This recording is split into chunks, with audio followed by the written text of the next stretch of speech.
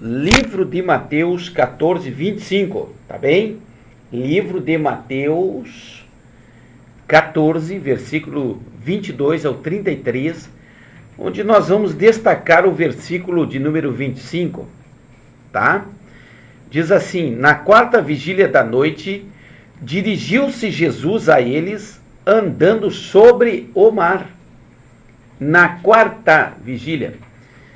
Nós vamos trazer aqui, desde o 22 ao 33, para que você observe bem que o Senhor vem, através dos tempos, avisando, e a Bíblia está recheada de fatos que nos apontam para o arrebatamento.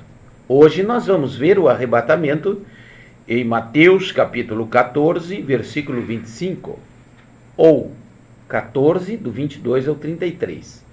Logo em seguida, ordenou Jesus que os seus discípulos entrassem no barco e fosse adiante para o outro lado, enquanto ele despedia a multidão. Quando você olha, você lê o texto e passa a fazer uso da tipologia, da simbologia, das metáforas bíblicas, você abre aí um leque para o estudo e também para o conhecimento. Vejamos, nós estamos vendo aí no versículo 22 a direção de Jesus. Jesus diz aos discípulos: entrem no barco. Ele dá uma ordem e ele diz que é necessário chegar do outro lado. Essa é a direção. A direção para o cristão é que nós venhamos chegar ao arrebatamento. Primeira coisa, uma ordem. A segunda era entrar naquele barco, fazer parte do barco. Nós vamos entender também, num terceiro momento, que barco é a tipologia da igreja. Em uma outra passagem, onde fala referência essa, em Marcos 6, 45, 56, onde diz a Bíblia que havia outros barquinhos, está se referindo a nada mais, nada menos que várias igrejas para a glória do Senhor. Num quarto momento, nós vamos entender também que deve-se chegar lá na frente, que não deve retroceder. Num quinto momento, é necessário chegar do outro lado. E vamos ver aí, então, que Jesus, ele despediu a multidão, entrando só naquele barco os discípulos. Ora, a salvação não é para a multidão, a salvação é para quem quer se comprometer-se, quem quer envolver-se, quem quer fazer parte de um conceito chamado evangelho dentro de um sistema chamado igreja. Eu não estou trazendo aqui dogmas e nem religiosidade, porque igreja é onde habita o Espírito Santo do Senhor, ou dentro do cristão, de uma maneira bastante pessoal, ou de um ambiente onde o Espírito Santo ainda tenha liberdade. Amém? Essa é a questão. Nós estamos vendo aqui o arrebatamento nessa passagem. Versículo 23. Despedida a multidão, ele subiu ao monte para orar, e em particular, ao cair da tarde, estava ali sozinho. Jesus subiu ao monte. É a mesma tipologia de Atos 1, quando ele ascendeu aos céus. E aqueles anjos disseram: da mesma maneira com que vós vistes ele subir, vão ver também ele descer. Ele subiu ao monte. A Bíblia está nos dando aqui uma simbologia, uma tipologia de que Jesus ascendeu ao céu. Somente Jesus, porque os discípulos estavam ali no barco. E a Bíblia informa também, no versículo 23, que era ao cair da tarde. Ao cair da tarde, os discípulos estavam no barco, no meio do mar. Quando a Bíblia nos informa aqui, ao cair da tarde, e a simbologia para tarde ou anoitecer, é a simbologia de dificuldades. Logo se entende que a igreja entrará por algum tempo, ou talvez muito pouco tempo, em tribulação. Tá bem? No princípio de tribulação, a igreja ainda estará ali fazendo parte. Como diz aqui a Bíblia, ao cair da tarde estavam os discípulos no meio do mar. Aleluia! Ao cair da tarde iniciou-se a tribulação, e a tribulação dar-se-á início na assinatura do anticristo com Israel, a assinatura da aliança do anticristo com Israel, da reconstrução do templo em Jerusalém. E nós vamos ver aí, então, no versículo 24. Entretanto, o barco já estava no meio do mar. Ao cair da tarde, o barco já estava no meio do mar, atingido pelas ondas, porque o vento era contrário. Nós vamos vendo, então, que o barco no meio do mar, nós vamos entender que o barco está no mar. Mar, tipologia de mundo. Barco, tipologia de igreja. E mar, tipologia de mundo. O barco no meio do mundo. O barco no meio do mundo e o mundo contrário ao barco. O mundo contrário à igreja. Você vai para a tipologia bíblica e você destaca barco igual igreja. Mar igual mundo. O barco e o mundo, o barco e o mar não se misturam. O barco anda por cima do mar. O barco anda por cima do mundo. O mundo não pode entrar dentro do barco, senão afunda o barco. Não pode entrar dentro da igreja, senão afunda a igreja. O mundo não pode entrar na igreja. A igreja tem que navegar sobre o mundo. Aleluia. Nós vamos vendo aí que então o mundo se volta contra a igreja, porque a Bíblia me informa aqui que o vento era contrário. Ora, se o vento é contrário no meio da tarde, no meio do mar, nós vamos ver então que o mundo já está em tribulação e que o sistema como um todo se volta contra a igreja. Está bem clarinho aí. Versículo 25. Na quarta vigília da noite, dirigiu-se Jesus a eles andando sobre o mar. Jesus, ele aparece na frente do barco. Ora, se ele subiu lá atrás e mandou os discípulos entrar no barco e navegarem adiante, agora Jesus vem na frente, significa que ele vem do outro lado. Jesus foi para lá primeiro. E agora ele vem sobre as nuvens buscar a sua igreja, como está em 1 Tessalonicenses 4, verso 17. E a Bíblia diz na quarta vigília. Ora, primeira vigília das 18 às 21 horas, segunda vigília das 21 às 24, ou da 21 às 0 hora, terceira vigília das 0 horas, 3 horas da manhã, e quarta vigília, 3 da manhã, 6 da tarde. Ao amanhecer, significa que a igreja passou pela noite mais terrível da história. E quando a igreja não tiver mais suportando no meio de tribulação, Jesus vem ao encontro da igreja, como está aqui em Mateus 14, 22 ao 33. E você vai ver que é uma definição, é um conceito pós-tribulacionista. Aleluia. Jesus vem ao encontro sobre o mar, sobre o mundo, ao encontro de quem? De Jesus. Ao encontro de quem? Jesus ao encontro dos discípulos. Versículo 26. Os discípulos, vendo-o caminhar sobre o mar, assustaram-se, dizendo, é um fantasma, e gritaram com medo. Ora, no versículo 26, é a tipologia de uma fábula ou de alguma coisa que nós jamais conseguimos conceituar, que não é outra coisa senão o arrebatamento. Ninguém tem ideia do que será o arrebatamento. Ninguém consegue dimensionar o que seria o arrebatamento. Aleluia. E nós vamos ver em Lucas 12, 37 e 38, que o arrebatamento é exatamente para aqueles que acreditam no arrebatamento.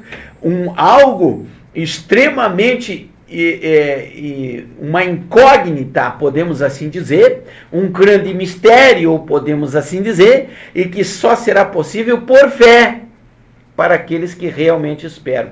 Olha só, Jesus diz no 27, coragem, sou eu, não tenham medo. Jesus falará somente com os discípulos, como diz em Mateus 25:34, numa dimensão espiritual. A Bíblia diz que só escutará a trombeta quem tiver ouvidos ungidos, ou melhor ainda, quem tiver ouvidos espirituais, uma dimensão espiritual. Versículo 28, estou aqui aproveitando bem o tempo. Respondeu Pedro: Senhor, se és tu, manda eu ir ter contigo sobre as águas. Pedro, e a tipologia da igreja, porque Jesus diz em Mateus 16:18, em Mateus 18:18, que o que a igreja ligar na terra será ligado no céu, e o que a igreja desligar na terra será desligado no céu. E Jesus diz a Pedro essas palavras aí, né? E que as portas do inferno não vão prevalecer contra a igreja. Então, Pedro foi o primeiro pastor da igreja, é a tipologia da igreja. E quando fala de Pedro, está falando de uma igreja diferente, de uma igreja que vive, de uma igreja que prega restauração, de uma igreja diferenciada. Aleluia! Uma igreja sobrenatural, onde está realmente pregando a palavra de Deus. Uma igreja que não está comprometida. Uma igreja que prega restauração.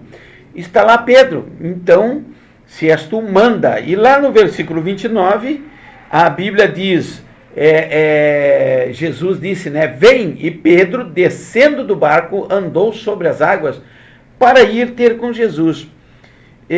Jesus trata Pedro de maneira diferente pela ousadia de Pedro. Você olha todo e qualquer personagem na Bíblia, tanto do Antigo Testamento como do Novo Testamento, e você vai observar essa particularidade na vida de Pedro. Pedro foi o único que andou sobre as águas. Por que ele andou sobre as águas? Porque ele foi o único ousado a sair de dentro do barco para ir ao encontro de Jesus. Aleluia! Quantos estão acomodados dentro do barco? Não é verdade? E Jesus vindo ao encontro, mas não querem se comprometer, não querem fazer força, preferem estar ali acomodados, sem ter o que fazer, jogando ali a responsabilidade sobre os ombros de outros, e não aquilo que Jesus realmente lhes vocacionou. Aleluia! Mas Pedro era diferente. Aleluia! E Pedro saiu, foi ao encontro de Jesus, porque Pedro era diferente. A ousadia de Pedro foi o que fez Pedro diferente. Só pode andar sobre as águas quem for ousado. Só pode andar sobre as águas quem for intrépido. Quem não é medroso. Aleluia. Vamos a seguir. Versículo 30. Mas, está falando de Pedro, observando o vento forte, teve medo e começou a afundar. E clamou: Senhor, salva-me. A igreja sobre as ameaças. Falamos aqui que Pedro está a tipologia da igreja. Então, na figura de Pedro, a igreja que caminha ao encontro do Senhor Jesus, tá? E ela sobre as ameaças serão tão grandes, né? No período de tribulação, onde entraremos, que é o que acreditamos, de tanta ameaça, ela recorre a Deus, recorre a Jesus. E prontamente, no versículo 31, imediatamente, Jesus estendeu a mão, tomou a mão de Pedro e disse: homem de pequena fé, porque duvidaste? Aleluia! E aí, irmãos, se você pega a figura de Pedro e traz para a tipologia de igreja, você vai lá em Apocalipse 3:8 e você vai ver lá que aquela igreja de Filadélfia guardava o nome do Senhor, mas tinha pouca força. É essa pouca fé, é essa pouca força que Jesus está se referindo de Pedro. Pedro, por ser ousado, foi ao encontro de Jesus, e por tamanhas lutas, vai afundando. Imediatamente sabe a quem recorrer. E ao recorrer a Jesus, Jesus lhe estende a mão. Em Apocalipse 3:20 também diz: eis que estou à porta e bato.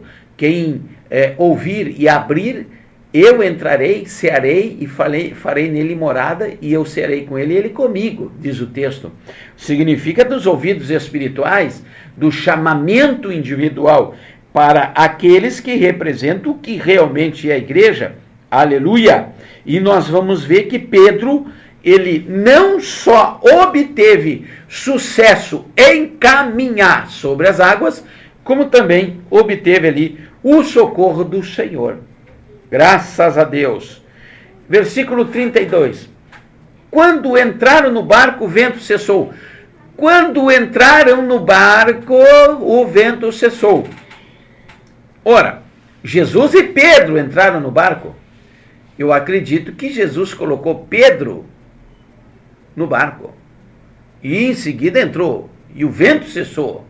Significa dizer que o Pedro retorna para dentro do barco e traz o socorro, traz o repouso, traz a vitória para aqueles que ficaram dentro do barco.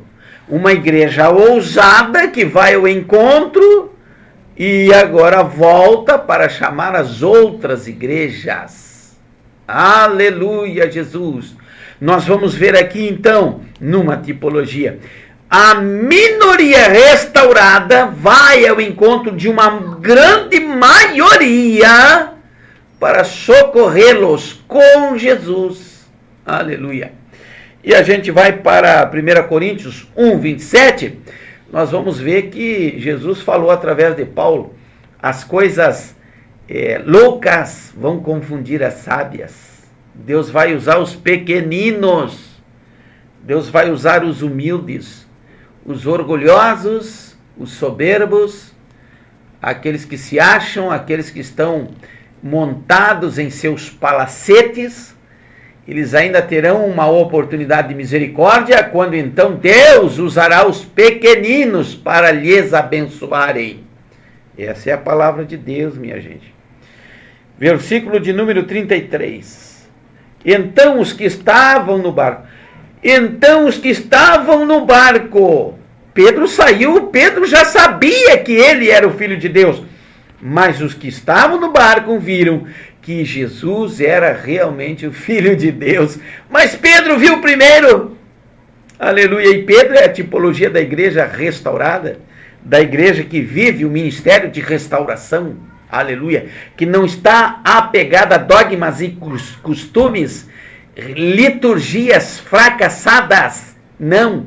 Uma igreja restaurada, diferenciada, que busca em primeiro a salvação e que não está buscando nessa terra aqui favores de ninguém. Aliás, diga-se de passagem, os políticos aí estão até fazendo vexame à igreja, não é? Glória a Deus, louvado seja o nome do Senhor. Pedro já sabia antes dos outros, e foi Pedro que voltou para o barco com Jesus e socorreu eles. Está aí o arrebatamento da igreja, em Mateus 14, 22 ao 33, e no 25, na quarta vigília, passou a tarde, o anoitecer, o ápice da noite, a meia-noite, passou a meia-noite. Diga-se de passagem, nós temos a parábola das 10 virgens, que diz o seguinte: à meia-noite ouviu-se um grito. Ora, se o grito dá-se à meia-noite, significa que o grito foi dado em um tempo de muita tribulação. Aleluia. E você olhando os textos bíblicos, você vai ver que no primeiro período de tribulação e grande tribulação, sendo que no período de tribulação, quem é perseguido é a igreja. E na hora que o sistema for pegar a igreja, o Senhor Jesus vem ao amanhecer daquele dia e arrebata a sua igreja. E aí o anticristo passa então a se preocupar com aqueles que não foram arrebatados, querendo destruir todo o conceito da divindade, e então agora, em grande tribulação, perseguindo o povo judeu. que terá um encontro com o Senhor no final de grande tribulação. Amém? Deus abençoe você. Só não fomos mais claros aqui, porque o tempo ele é exímio, não é tão simples, mas eu quero glorificar a Deus por essa maravilhosa oportunidade. Fica aí com a canção, já já a gente retorna.